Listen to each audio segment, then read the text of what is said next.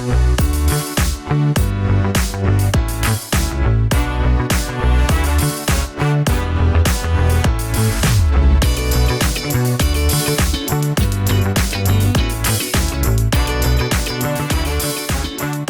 to the Hoof and Fang podcast. I'm Kirt Maz. And I'm Maz Maddox. And here we are in June. Mm-hmm. I think it's safe to say the temperature wars have officially begun. Yeah. As you are in a long sleeve shirt and long pants. Well, it's and I'm in the other room, like sweating in a t-shirt and shorts. Well, there's such a vast temperature discrepancy between our rooms because you also have to be in a booth which has no AC, so you kind of cook in there.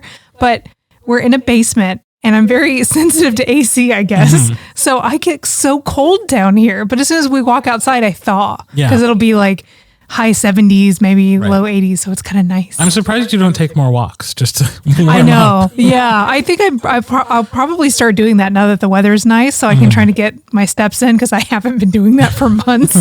So it'll give me an excuse to actually move around and it'll help me warm up. Right. Yeah. You're a few 100,000 steps behind. Yeah. Alex every day comes home and he's like, check out my rings because he's got this stupid Apple Watch. And I'm like, yeah, I haven't moved in 4 hours, but I'm fine. No, totally healthy. Totally fine. Everything's great. Yeah, doing great, guys. Everything's great. How's life in the world of being an author? Good. I took a huge career step and actually hired a publicist. So I have super new adventure for me. I took a leap and they're going to help me with social media stuff. When I was doing correspondence, they were like, you want me to help you set up a PR box? And I was like, what the hell is a PR box? I don't know what that means. So stuff like that. So I'm kind of excited, a little nervous because I've never tried something like this. I had Charity, my PA, and she helped me do posts and stuff. Right. But this is a whole team of people. So I'm like, oh shit. Wow, so we'll see how it goes. Yeah. So that's the new shiny thing for me. I haven't been doing a lot of writing, but I did that. So, Oddly enough, I just got approached yesterday about joining a coalition of romance narrators. Ooh. Who we all chip in some money and then hire someone to handle a bunch of our social media and promote our shit. Oh, cool. And I was like, oh, okay. Yeah. It is a very nominal fee. Mm-hmm. Or I probably wouldn't have agreed probably wouldn't go for it. To even apply for it. Mm-hmm. Because the fact that I was not aware of it as a romance narrator means, but then again, it's am I the audience for people who read romance novels? I would think the algorithm would show it to me at some point and I hadn't seen it, but still. Yeah. If it's something that can be out in the world where they are posting and they're tagging me and I can just post. Yeah. God, we love those things. Yes. We love that for me. Yes. As somebody who's bad at posting on social media. So. Yeah. I think we both just run out of spoons by the end of the day. It's just, there's so much other stuff I've got to get done that I'm sitting at home at 7. I'm like, oh, I haven't posted on my Maz account in weeks. Right. You know what I mean? I just don't think about it. And I maintain that is its whole, that is an expertise. Mm-hmm. That is people's jobs. You can and probably should be an expert in that in a lot of ways. And that would be then a whole, 4th, 5th job? Yeah, exactly. For us. We're already doing so much just to create the shit we create. Yeah. And then also promoting it is it would be nice to have somebody else take that on. So I hope that works out well for you and they do a great job. Me too. And I'm hoping to, after seeing kind of what they do, maybe I can apply it to our stuff. So I'm hoping it's also a learning thing. But yeah, it's exciting. Be. It won't. I think idea. You should just pay them and be happy with their services. Yeah, not try to absorb you're more already shit. Trying to get more out of it than what you're paying for. And I just think that is a recipe for disaster. Because if they're good at their jobs, they'll make sure enough of it's hidden behind a wall that you can't just replicate what they do. Probably not. They're even, when I was doing my initial call with them, they were like, well, are you on TikTok? And I go, no. And they're like, well, that's a huge one. Right. Why aren't you doing that? And I'm like, I don't know how to do TikTok. Right. So there's this one of the things they're going to help me with. They're they'll make videos for me. And I'm like, great. I don't have to fuck with it. Mm-hmm. So yeah, one less thing I have to learn about social media stuff. But yeah, it's something. It's new and shiny. As of 2 days, it's super new. So nothing's even really started rolling yet. All right. Well, watch this space. Yeah, for sure. Yeah. Hopefully you start seeing me show up in more places because the algorithm will be doing what it's supposed to. Right. But we'll see. Yeah. What about you? I'm in the middle of Mandrake Manor. Okay. Which I talked a little bit about last episode because the author J.P. Rindfleisch was a guest of ours. Mm-hmm. It is as charming and delightful as he made it sound. Love I'm it. having a great time. I then have to finish one more novella before the end of the week. Okay. Nice. So it's so much. It's so much. So much. Yeah. I'm trying not to freak out about it. Mm-hmm. I am knocking on wood as I say that so far, 2 days in, Mm-hmm. I've hit both of my goals. Excellent. So I am on schedule Yes. to finish on Friday Mm-hmm. so that I don't have to come in. During the weekend? Well, I was going to say Saturday because we leave on Sunday. Oh yeah. There But you go. then I'm remembering something else we talked about earlier and it's like, nope, probably going to have to come in on Saturday, but that's shit. okay. Okay. So Yeah, the earlier conversation of, do you have time for this? no, but I might if I get everything done this week. If everything goes to plan, yes, Okay. we're going to make it happen. Yeah. One way or another, things have to happen. So, That's fair. and there's just a lot of other, like I'm recording this tonight for the other podcast I run, and we have a team meeting for that podcast on Thursday, and there's Fun. just so much stuff There is. going on, and then we get to leave on our trip. Yeah. Ooh, yeah. Ooh. So you're like busy all up until like you get on the plane, until essentially. yeah. Oh, it's not essentially, like for sure. Oh gosh. Yeah, like it is Yeah. going to be just go until I am literally have to turn the phone off to get on the plane and be like, okay, well, Yeah. what got done, and everything else is not getting done. Mm-hmm. But you know what did get done? What? Only Skin Deep. Hell yeah. You know what? I knew going into it was going to be fun and spicy, but oh my gosh, like, especially towards the end, I was like, Right. they've got to be getting tired, right? Like these guys are just all stamina. When a part of the magic is it makes you horny. Yeah. Like, oh wow, that's really a thing. Yeah. But you know what? I appreciated the efficiency of a lot of those sex scenes. Yeah. Because they didn't waste a lot of time. They had a lot going on. Yep. Yeah. Mm-hmm. So And magic lube that makes it not hurt. Brilliant idea. yeah, Great. I love that. You know, I love it jump when right in. authors, when they weave that into just like how the world works. Either like Right. magic lube appears. I read one book once where this guy was like half incubi and he could make lube appear in his hand. Oh, sure. And I was like, oh, cool. Yeah. That just cuts out so many people's questions of being like, well, how would this work? I'm like, well, first of all, they're demons, so I don't know why you're asking those questions. But putting that little sprinkle of, Right. world building into Yeah. it is always a nice touch. Yeah, we got a little touch of tentacles in Yes. there. That was I was excited. I was like, well, it was brought up. So I was like, if this author doesn't circle back around and make this happen, I was going to be mad. So when it showed up, I was like, Yeah. It was great fun. It like the story does continue in the next book. So we get Cool. our happily ever after for this yeah, triad.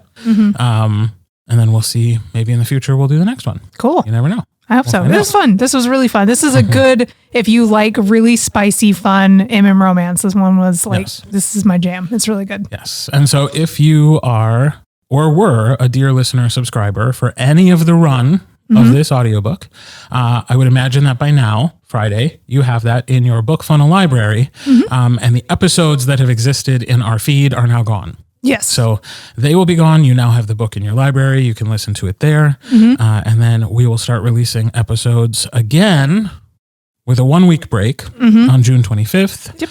And that will be 2 Who Live On by M.N. Bennett, the sequel to 3 Meant to Be. Yeah. I was like, I know it rhymes. I know it starts with 3 because they go 3, 2, 1. Yeah. 3 Meant to Be. So we're going Great. back to magic school. Yeah. I love the magic school. So excited. Yeah.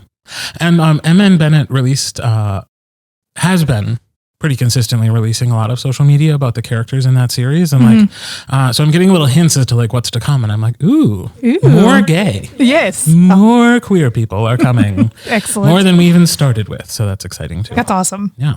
So would you like to reveal the results of your poll? Yeah. So we had the Relic short story poll run from, I think Monday to Monday, if I wasn't crazy. So it was like the 6th through the 10th or 1 through 10 or something. It doesn't matter. It was from one date to a second date. Yes. And then all the days in between those 2 dates, they also counted. Yes. But after the second date, Didn't count. yeah. Yeah. But the winner, it was neck and neck, but the winner came out to be Baja and Jackson. Close second was Montana and Henry. Oh, so, Baja Jackson. Baja Jackson. Yay. So that'll be fun. We get to revisit Mr. Grumpysaurus and his flying boyfriend. Mm-hmm. Yeah. So I've got to think of something for them to do, and then I will write it. Yeah. So I'm currently in the brainstorm. You heard it here first. There was not an outline for each of these ready to go? Nope. Well, because I didn't want to have my heart set on something and then it not be that and be like, oh. So I was like, okay, I'll let them pick which one it is, and then I'll pull from my little bag of tricks and have them do something fun. So yeah, now I've got to decide on if I want to make it spicy or if I want to make it like a slice of life, like how the other ones were. Right. So that'll be on my mind for the next couple of days. Right. So we'll see. So what are we talking about today? So today, I know in the past we've talked about like our favorite romance tropes, but I don't know if we've ever sat down and talked about just stories in general, like what we find compelling in stories, like the type of story arcs that we enjoy or within like fiction or nonfiction. If you like certain, like what kind of characters are you naturally drawn to? What kind of villains do you enjoy the most? Just like a general like story discussion of like what kind of plots and story structures you like. I feel that as an author, you're more prepared for this conversation than just silly old me. Well, I mean, you consume so many books. Though. I assume that like as we have the conversation, I will catch up to the vocabulary. Yeah, well, it's just like what kind of stories, when you are consuming media, books, movies, whatever, which ones do you gravitate to the most? Like which kind of stories are the ones where you, no matter what, it's just something you're always compelled to? Like gay. Well, yes, gay, obviously, but like a good redemption story or a good underdog story. Like, do you have ones that you're like, they always seem to speak to you no matter like what kind of genre it is? Well, you talk about it and then I'll see what comes up for me. So one of the ones I really like, because I was talking to Jess about stories and stuff, and we were talking about Westerns, and a normal trope with it, or like a normal story arc within Westerns is like a really good redemption story. And I find that I'm drawn a lot to that, even though they typically have sad endings. I like the character journey through a redemption story, because by the end of it, they usually don't make it, or they have to die, or they ride off into the sunset, meaning they're probably going to die alone or whatever. But for whatever reason, that story of having a questionable background or maybe being a not pleasant person and then being able to like make up for that right at the tail end of your life, or being able to circle back into the bad decisions and redeem yourself in some capacity, is something I always gravitate to and I really enjoy, even though it typically doesn't end happy. And I'm a person who, happy endings are like a must for me, but that's the exception. Like I will do a great redemption arc, even if they end up just eating it at the end. Yeah, so I'm trying to think of like things that I've really enjoyed and if there are commonalities between the actual storytelling. Because I think part of the thing that I've always known about myself, and it's fading in old age. That was your cue to say, you're not old. We're the same age, and I've been old forever. I've embraced being old. Such a clear opening. I cannot enjoy something twice. Oh, that's right. Yeah. So only in the last few years, and really it was the pandemic that did it to me, did I start like rewatching old TV shows that I've already watched, or I still have never reread a book, but I've re-listened to some audiobooks. Okay. That for some reason is a different experience. Mostly nonfiction ones, but a few fiction audio dramas. Yeah. So I tend to gravitate just towards the new and the unexperienced. Even sometimes in the books I read for work, I find myself sometimes having to remind myself to stay engaged if I feel like I know where the story's going. And in romance, I oftentimes know where the story's going because there are beats that we follow. Right. So yeah, it's when I try to find like a thread between things that I really enjoy, the only one I can really see is that like it surprises me. Yeah. Like I want to be surprised. I want to feel like I didn't know how the story was going to end at the very beginning. And that can certainly still happen inside tropes and inside story beats. And so like really, yeah, I just want to discover things as they happen. Yeah. Does that make sense? Yeah, it totally does. Well, and I think especially within romance, it can get kind of repetitive. Like it always has to have a happy ending. So they're going to end up together. So it's sometimes hard for but there's a million paths. Oh yeah, for sure. Yeah. There has to, they're going to break up eventually, usually. Right. Like, so we got to figure out how that's going to knit back together. Mm-hmm. So I see where you're coming from. Do you always like a good twist, or can they kind of be frustrating? Like if it's a twist you really never saw coming, is it something you're like, oh, that's cool, I never would have thought of that? Or are you like, that's bullshit? So I don't like it when any sort of mystery introduces information at the 11th hour that there was no way to know. Yeah. There was no way to pick up on it. And as soon as that information is introduced, you're like, oh, okay, well then now we know this is what happened. Mm-hmm. Yeah. Like if the breadcrumbs weren't there from the start and suddenly it's like, oh wait, but this was happening at the same time. And you're like, well then. Yeah. I don't enjoy. Yeah, for sure. Like if they keep part of it hidden. Yeah. Yeah. And it happens too often of late. Yeah. Truly. I've noticed that. Yeah. Like even, like I really loved Knives Out. Mm-hmm. And I enjoyed the second movie a lot, but they did that in that second movie I remember you talking to me about halfway through that. or 2/3 of the way through, they flash back and it's like, oh, now there's an entirely different scenario that we weren't aware of for the whole time. And that changes everything. Yeah. Yeah. I remember being frustrated with that. Or like me and Alex rewatched the Sherlock Holmes movies with Robert Downey Jr. And that guy is brilliant in hindsight. Right. Like that movie is all this shit's happening, but then they back it up and it's like, well, you didn't know because this was off screen. Right. He was planting a key in the guy's pocket. I'm like, well then, come on, dude, that's not fun. Right. Like the movie itself is silly. You're not supposed to take it seriously, but I'm just rewatching it again. Like that's not fair. Like, we're never going to be able to follow that. Right. So yeah, I can agree with I that. like the feeling of like, oh, I should have put that together. Yeah. Or even sometimes wait a minute, is this what's happening? Mm-hmm. Is this what's happening? Is this what's happening? That's what was happening. Like if you can kind of pick up on it early on, I enjoy all of that. I don't like when there's just like a clean cut thing that comes in at the very last minute that explains everything. And it's like, well. Yeah, that sucks. I also don't like when like characters find themselves in a real situation, and then somebody like totally unexpected just swoops in and saves them. And it's like, no. Yeah. An ex machina. Yeah. Like we gotta. Yeah, that we sucks. have to figure our way out of this situation. Like it's not a fun resolution if somebody else just saves the day. Yeah, I agree. The character has to get themselves out of the situation because if they're at that point, they're just a damsel in distress. Like somebody has to come in and save them. Right. That's never good. That's never a storyline I like. That person who has made their bed has to figure out a way out, Otherwise it's boring. Mm-hmm. Plus you'll never see it coming. I'm like, oh, okay. Well, if they just get rescued. Right. That's not fun. Yeah. So I guess those are some things to avoid if you want to write a book or don't a movie do that I really enjoy. Yeah. What about, do you have specific characters that you're drawn to? Like, gay. Besides gay. Obviously gay. Okay. This is like unspoken. Everyone we're talking about is just super gay. Okay. I do like an anti-hero. Mm-hmm. I do like a flawed antagonist. Yeah. Or protagonist. Hell, I like them both. Yeah, I like an antagonist that becomes a protagonist. Yeah. I like that.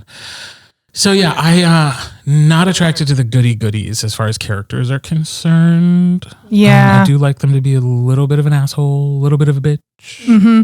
A little bit of a terrible person. Just kind of selfish. Yeah. Really like that because I like to believe that those people have good things happen to them too. Yeah. We started the second season of Interview with the Vampire. Okay. And Lestat, I think, is my favorite, just absolute bastard of a character that is a bad guy. You're not supposed to like him, but you do because he's a bratty, selfish asshole, but he loves with his whole heart. So like he's such a complicated character, but I usually gravitate towards those just absolutely terrible asses that for some reason are endearing. And it seems to be a universal thing. Like most of the media I enjoy, if that kind of character exists, they're my favorite always. So, and I have no idea what that is. I guess just because they're usually sassy and funny. And they're more fun. Yeah, they're fun.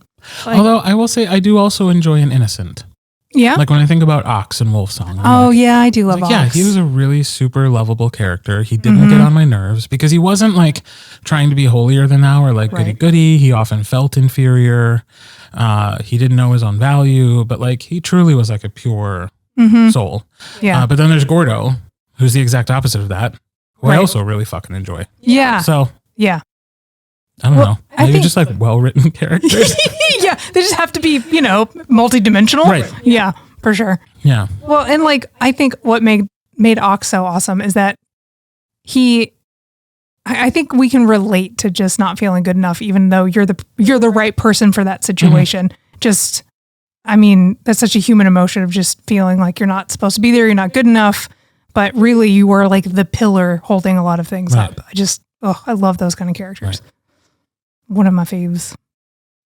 And it's like when the chosen one doesn't think they're the chosen one, like they have to first find their confidence. Yeah. Like, yeah, I'm into that.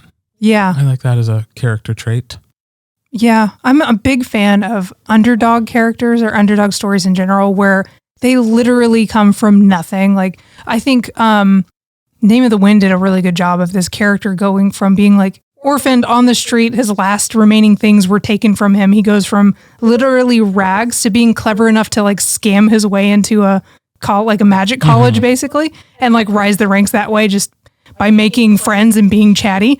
And I'm like, I adore characters that really are at bedrock and then use their personality or wits to be able to like wiggle their way up is just fantastic. And because that never happens. It never happens. No, no. That is the quintessential fantasy of being like, I'm just cool and smart enough to be able to trick the system, and now I'm like where I want to be. Yeah, being able to rise through the system based only on merit. Yes, not who you are or what you look like or where you come from. Yeah, and true money. Fantasy. Yeah, true fantasy. Maybe that's why I like it so much because like that'll never happen. No. Yeah. You think this is a fantasy because of the wizards and the dragons? No. Yeah. Yeah. It's because it's a meritocracy. That doesn't exist in the real world. Oh, God. This child's good at something and they recognize it and they promote him. Yeah. What? Heresy. No. That doesn't happen here. Unless we don't know her. Mom buys a wing of the magic college. Yeah, right? Yeah. He can't go here. No. Yeah. What about the opposite, though? Villains. What do we like in a villain? I think I like the villains that you can almost side with. Yeah. Like you can see where they're coming from. They're just taking maybe the wrong approach.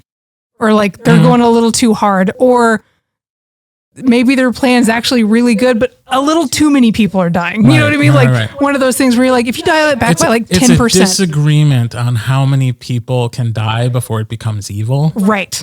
Some say none. Yes. Yeah. Some are saying that. Yeah. Others say half the population of the universe. Yeah. Thanos wasn't wrong. Thanos wasn't wrong. Maybe his approach was just had a disagreement on how many people needed to no longer exist. Yeah. In order for that to, and also not for nothing. Mm-hmm. Sorry, this is so off the mark. But like, if when he snapped his fingers, he had also just made it so that nobody remembered the people who left. Yeah, it seems like a fatal flaw. Everything would have continued exactly to plan. Yeah, he would have been fine. Make it so these people never existed and nobody remembers them. It would have just been like, wow, traffic suddenly got better, and the housing market's not bad anymore. That's kind of wild. Where'd all these houses come from? Yeah, it would just be a great mystery. Right. But yeah, could have worked. Just saying. Yeah. Just saying. You got a point. So yeah, got a point. A bad guy with a good point. Yeah, a bad guy with a good point. Yeah. That is the most entertaining. Because when it is just like world domination. What are you going to do after you dominate the world? What is your end game? What are you doing after that? Or just like, I just want to destroy everything. Why? You're what also part of that. Yeah, exactly. Doesn't make any sense. Yeah. Because you can't relate to that impulse to just burn it all down. Yeah. I don't think. And there are a lot of villains who do. Yeah. Who try to do that. So, talking to you, Marvel. Yeah, Marvel's You've created some great villains, Marvel, but you've also had some clunkers. Mm-hmm. Some clunkety clunkers. Yeah. Have you watched the Marvels yet? Mm-mm. Okay. Is it worth watching, or is it? I think we're getting justice for the Marvels now. Okay. Now that it's in streaming and people are watching it, and they didn't go to see it in the movie theater. Yeah. And it was critically panned. Like, there's a lot of people who are watching it now and being like, "Wait, this is a good movie." It is a good movie. I really enjoyed it. Okay. My husband's listening to this, saying, "I didn't really like it." Yeah. I liked it. I thought it was funny. I thought it was fun. I thought it returned to like the Marvel strategy of being like a light, uplifting fun. And the bad guy had a point. What was his whole thing? Thank you very much. Wow. See? Wow. I'm part of the problem. Drag her. Drag her. The villain was a woman. Sorry. Womana. Okay, well, don't listen for the next 2 minutes if you don't want me to spoil the plot of the Marvels. But it's one of the Kree. Okay. Who, after Carol in the first movie, like, triumphed, she apparently went back to the Kree world and destroyed the Central Intelligence. And then they no longer like had the peaceful society they once had, and so they were ravaged by war and famine, and like all of their natural resources dried up. And so the evil person in the Marvels is just trying to open portals to other worlds so that they can like literally steal their air and their water and their sunlight. Okay. It's like she's trying to bring all those things back to her planet. Yeah. I feel like that's just a conversation and some peace treaties, and you probably could have smoothed it over. But sure. So again, it's the method. It's the method, yeah. Whereas, like, I don't know. Right. You could have approached it differently. Go somewhere that has too much air. Yeah. Or find an uninhabited planet. Yeah. And steal their air and water. There's got to be a couple. But no. It also has to be a little bit. So like stick it to Carol Danvers. You know, there has to be that element. That's fair. So, I recommend it. I had fun. Okay, cool. Yeah, I'll give it a shot. All right. So back to non-spoilery conversation. Somehow we got onto the Marvels. Sorry. Well, I haven't seen it. Sorry. So, yeah. I always need new things to watch. That's sort of queer coded too, I don't think. Oh, yeah? I don't think Carol's officially queer in the Marvel universe, but I think she's not queer. Dude, they need to take a stance on that. Like, they need to just let them be gay or not, because this tiptoeing, like, trying to appease everyone. No. Hey, that one Eternal was married to a dude. We got one. No. They just need to go hard and make, like, Steve Rogers gay. Just upset everybody. I'd love it. No, I really want him to be with Peggy. But we can make Sebastian Stan gay. We can make Bucky gay. Yeah, well, that's what I was hoping to happen. You. Yeah, that would be fantastic. Yeah, he plays gay really well.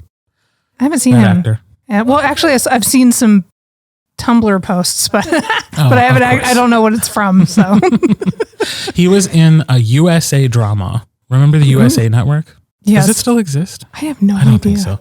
Is TV still real? Guys, let us know in the comments. Is TV There's still TV? Outside of like the major networks, or have we gone just those and streaming? I feel like it's just that now, right? but I don't know.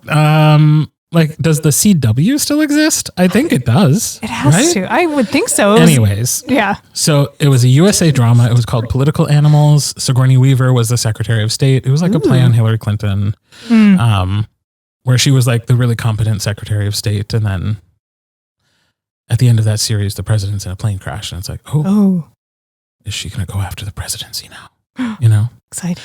So it was a really great miniseries. It was only the one limited series, but Sebastian Stan played her gay son. Oh, cool. And he was really good in that. Nice. Well, if it's got Sigourney Weaver in it too, I love her. It was really great. I really enjoyed it. Sweet. See, more shit to watch. I haven't seen that. I've never even heard of it. Yeah. We're learning things. I can't, But you watched Veep. Yeah. That's political. Yeah, that's, it sure is. Yeah. Terrifyingly accurate, I think. She's a great villain. You want to talk about like great, I think she started out being so hopeful because when you started, you're like, oh, she's just, rough around the edges, but she's vying for the seat. And then like as the series progresses, she goes full ass villain, like full villain. So one of my favorites. Yeah. Very, very well written villain. Very similar, not in tone, but in themes to Scandal. Yeah. Where again, it's like people who think they're doing the right thing, but they're really just chasing power. And by the end, it becomes pretty clear that like, oh, I was willing to do some terrible things to maintain the power that I feel I already had. Yeah. See, that's interesting. That's so interesting. Yeah. And it's both about powerful women. Yes. Maybe, again, method. You're probably not great. interested. So, but, Yeah. I don't even know what to say to that. Because you know what? The receipts are damning. You got it on video. I know. Like, I was going to retort, and I'm like, no, you got me. You got me.